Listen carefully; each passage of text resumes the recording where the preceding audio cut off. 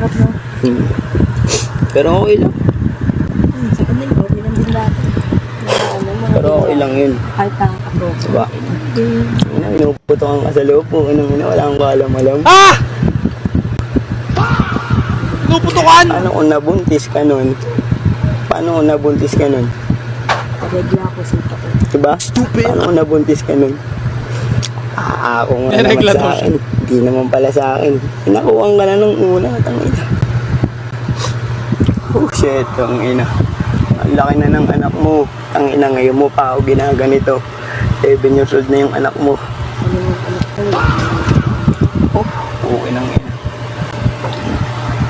7 years old na yung anak mo. Hindi sapat. 7 years old na. Pero para magkakaroon. Hindi na. Tama na. Hindi na, tama na. Sige na, mali na ako. Tangina, ikaw pa yung tama. Ikaw na yung nagloko. Ikaw pa yung tama. Okay nang ina. Ang lupit mo. Hanggang dulo, wala pang tinanggap, no? Pakalupit mong tao. Tangina mo. Ingredient. Buwanan mo na yan! Sobrang lupit mo, buhay ng ina, ang sakit. Kahit yung ginagawa mo sa akin. Hindi ko alam kung may iyak pa ba ako. Kasi ito yung mga Hindi na, tapos na, okay na. Okay na. Huli ka na, oh. Huli ka na eh. Kaya hindi pa kiramdam ko. Kaya pa ako na. Okay na, okay na. Huli ka na, boy. Manipula Sige po. na, tama na. Stupid! Hayaan mo na lang muna ako kung may mga mali ako nagagawa sa'yo. Hayaan mo na lang ako, pagbigyan mo naman. Pagbigyan mo kasi iniiyak mo eh. Diba kaya ginagawa mo yan? Nasasaktan kita. Diba? Nabubugbog kita. Pero hindi mo kailangan dahil Ay, mali yun. Mali yun. Ilang beses na. Mali din yung nananakit ka ng babae. Dahil mo Totoo yun. lang, totoo lang. Para manlalaki ka. Lalabas ako ng bahay at dami pasapalan. Eh yun, di ka inaaway. Mahal ka naman siguro nun. Kasi hindi ako lagi ako sinusuntok pag gusto siya. Mahal ka naman nun eh. Kinabukasan. Mahal ka naman siguro nun. Mahal ka naman siguro nun. Pagkatapos mo ako suntukin, parang may nangyari, tangin na, sorry ka lang.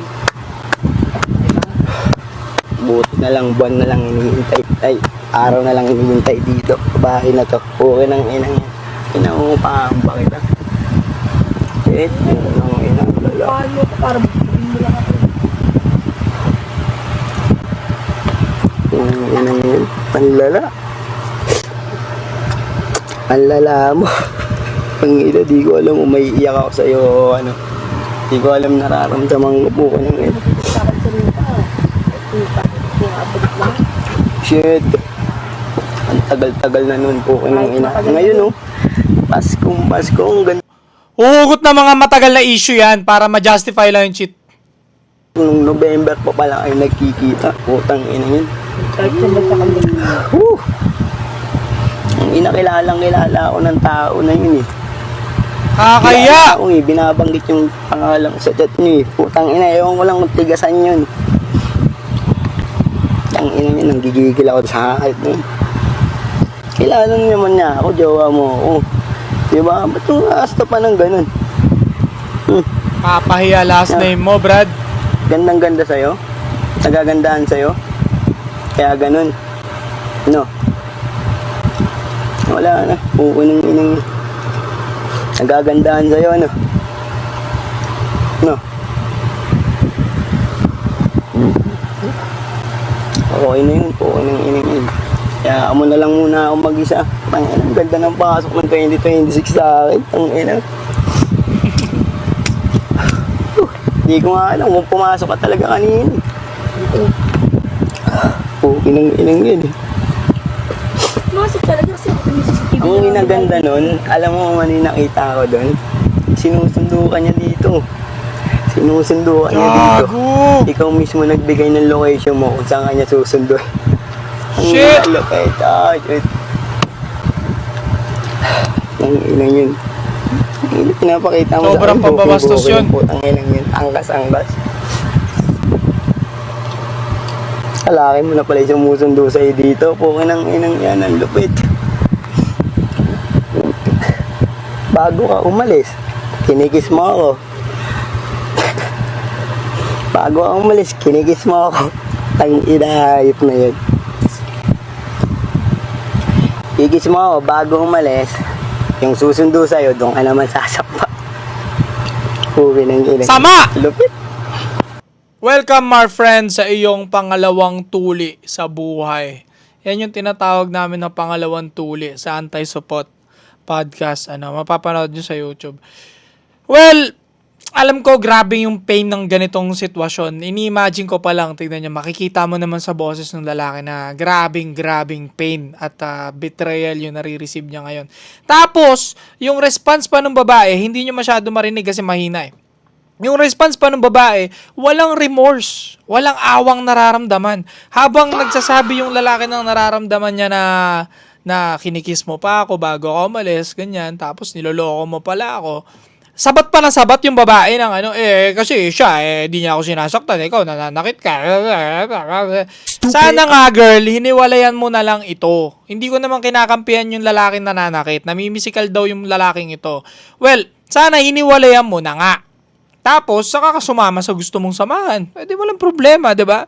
Pero from the time na niloloko mo ito at sumasama ka sa iba, tapos ipang-justify mo yung pananakit neto, hindi pa rin valid yun.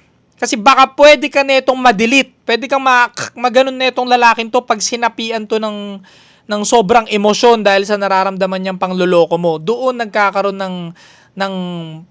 ng sakitan lalo sa relationship. Doon may natatapos na buhay sa ganung ginagawa ng tao, no? So tigilan niyo yung ganito. Kung gusto niyo sumama sa iba, hiwalayan niyo yung bago niyo, sumama kayo do sa bago niyo, walang problema. Okay? Pero yung pagsasabay-sabayin niyo yung mga lalaki, sabi ko sa inyo, masasaktan talaga kayo, girl. Kaya nga, Soy, lagi ko sinasabi, hindi ako 100% naniniwala sa mga babaeng napipisikal eh. Ito basagin nyo na ako, magkabasagan na tayo dito ng opinion. Basta yung babae sinasaktan ng ex niya, ginugulpe, sobrang red flag nun, matik. Kasi hindi ko kwento ng babaeng yun kung bakit siya sinasapok. Hindi ko kwento ng babaeng yun bakit siya nasasaktan ng ex niya, hindi niya kukwento. Pero mostly, ini-stress nila yung lalaki nila. Ini-stress nila yung ego, ini-stress nila yung pride, minamalit nila yung lalaki yun, kaya napipisikal sila. Or niloloko nila. Nakuhuli kasi silang kung sino-sino yung kausap nila. Kaya ginagawa silang punching bag. Totoo yun. Kaya yung mga babae nasasaktan, hindi lahat. Again, pero mostly, red flag talaga yung mga yun. Sila rin nagkikreate nung mga sariling ganong sitwasyon nila kung ba't sila nagugulpi ng mga lalaki nila. So, wag nyo kagad paniniwalaan, wag nyo kagad pakikinggan. Tandaan ninyo, karamihan sa mga babae, sinungaling yung mga yan. Sinungaling yung mga yan. Karamihan, hindi lahat. Again, mostly, sinungaling yung mga yan. Stay cold.